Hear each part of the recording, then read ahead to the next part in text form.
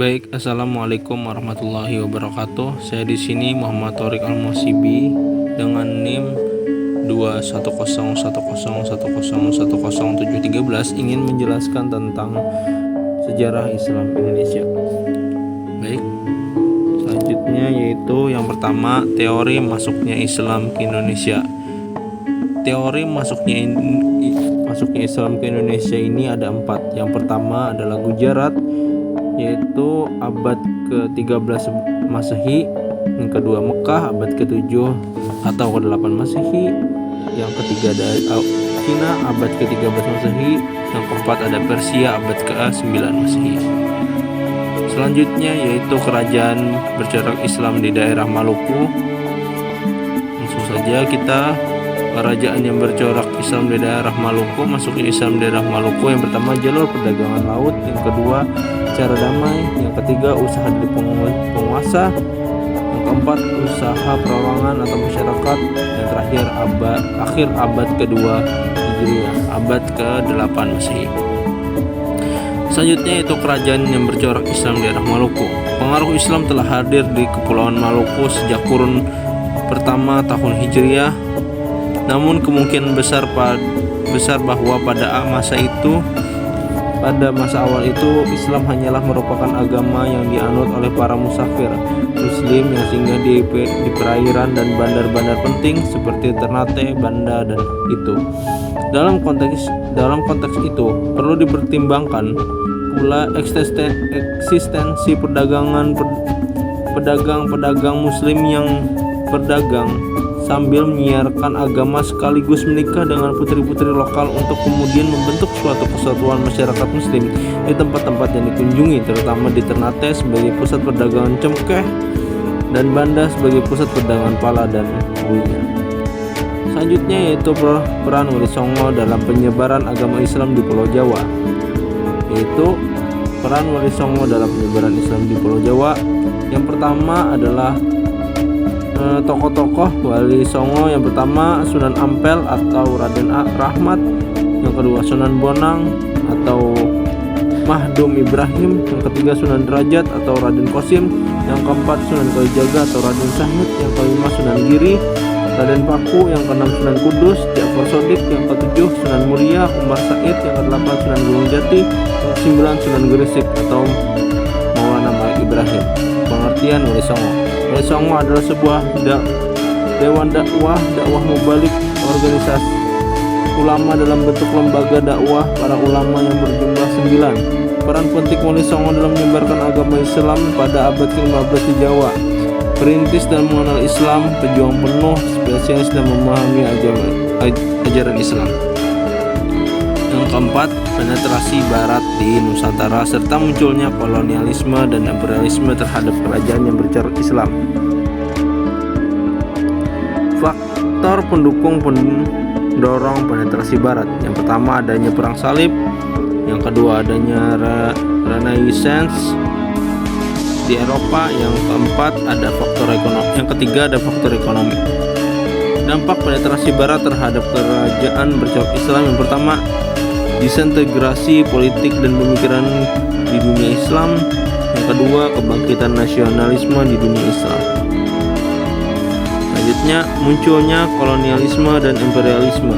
Perkembangan penjajah Portugis di Indonesia, perkembangan penjajah Belanda di Indonesia, perkembangan penjajah Spanyol di Indonesia, perkembangan penjajah Inggris di Indonesia. Dampak kolonialisme dan imperialisme terhadap kerajaan bercorak Islam.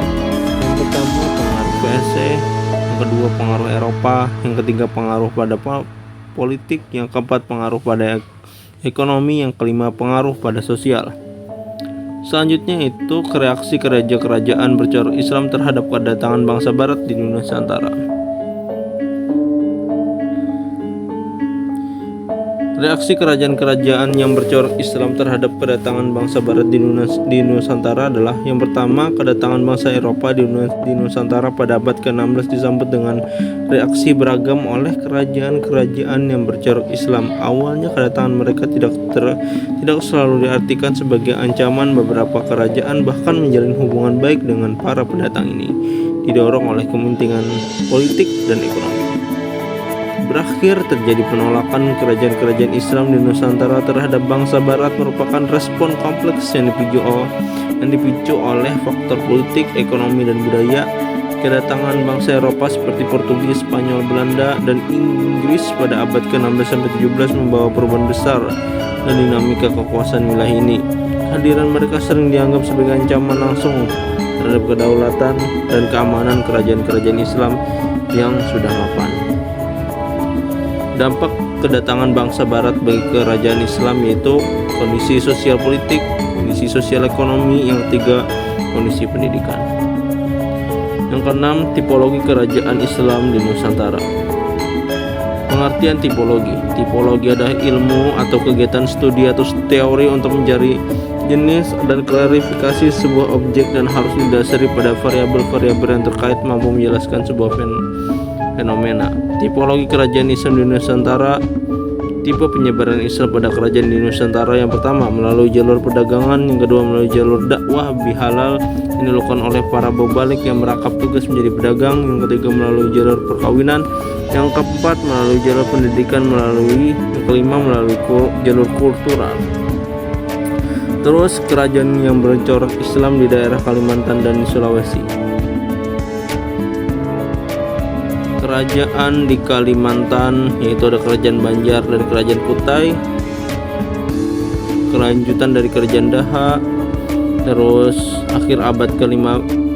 dimulai dari akhir abad ke-15, kemajuan politik dan ekonomi abad ke-17 hingga pertengahan abad ke-18 yaitu masa kejayaannya, masa kemundurannya ketika konflik keluarga, perang saudara, dan tekanan dari Belanda.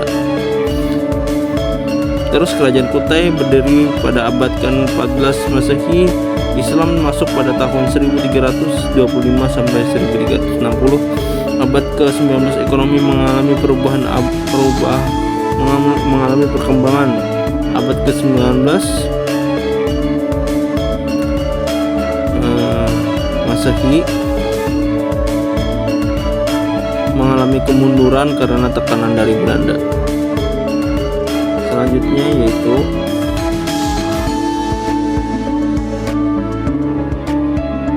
kerajaan di Sulawesi. Kerajaan di Sulawesi ada dua, itu kerajaan Guatalo dan kerajaan Wajo. Yang pertama kerajaan Guatalo muncul pada tahun 1320 sampai 1345, memegang politik, pelajaran, dan perdagangan pada masa kerajaan di ke-19. Islam masuk jalur perdagangan dan penerimaan oleh raja. Kerajaan Wajo kelanjutan dari kerajaan Cino Tabi. Terus selanjutnya kerajaan-kerajaan Islam sebelum penjajahan Belanda. Kerajaan-kerajaan Islam sebelum penjajah Belanda. Mengenai proses terbentuknya kerajaan Islam di Indonesia atau kerajaan-kerajaan yang sudah ada sebelum masuknya Islam di Indonesia, maka dapat disimpulkan bahwa banyak sekali kerajaan-kerajaan besar di Indonesia.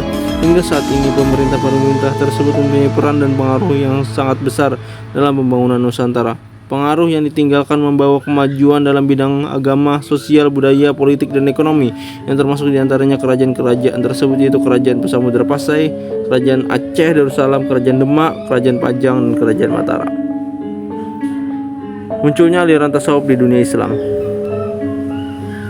Tasawuf merupakan suatu usaha, upaya, dan rangka mensucikan diri dengan cara menjauhkan dari pengaruh kehidupan dunia, menyebabkan lalai dari Allah Subhanahu wa taala untuk kemudian memusatkan perhatian hanya ditunjukkan kepada Allah Subhanahu wa taala. Periode masa tasawuf.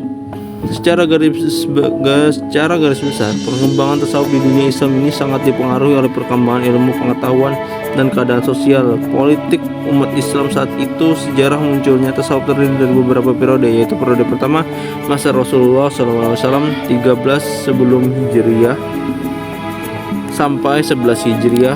Periode kedua masa sahabat 11 Hijriah sampai 40 Hijriah. Periode ketiga masa tabi'in 41 Hijriah sampai 100 Hijriah. Periode keempat masa penyebaran tasawuf 100 Hijriah sampai 450 Hijriah. Periode kelima masa penjarahan tasawuf yaitu 450 Hijriah sampai 550 Hijriah.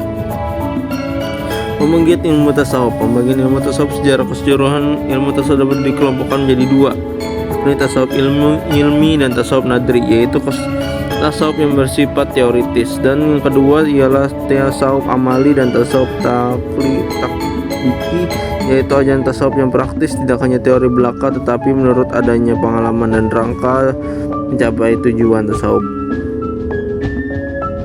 Terus munculnya kota-kota dagang di daerah pesisir pantai. Munculnya kota dagang di daerah pesisir pantai. Proses masuknya Islam ke wilayah Asia Tenggara, khususnya Indonesia, menimbulkan peradaban yang sangat khas dibandingkan dengan peradaban lainnya.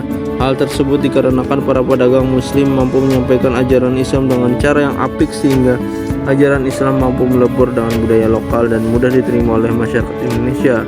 Proses penyebaran Islam yang dilakukan dengan penyesuaian terhadap budaya setempat dengan adanya unsur kekerasan atau paksaan ditambah dengan ajaran Islam tanpa adanya unsur kekerasan atau paksaan, ditambah dengan ajaran Islam yang bersifat terbuka terhadap berbagai kalangan, juga nilai-nilai yang terkandung di dalamnya seperti persamaan derajat dan martabat manusia.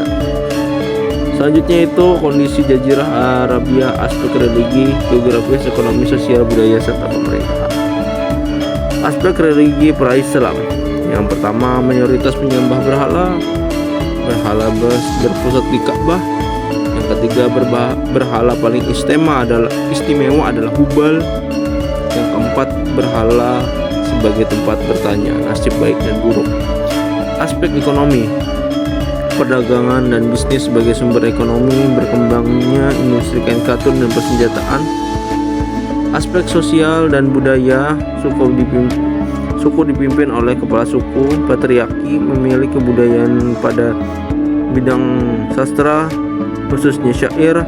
Yang keempat, aspek pemerintahan berdasarkan tradisi, orang yang paling tua, paling kaya, dan banyak keluarga mempunyai kehormatan.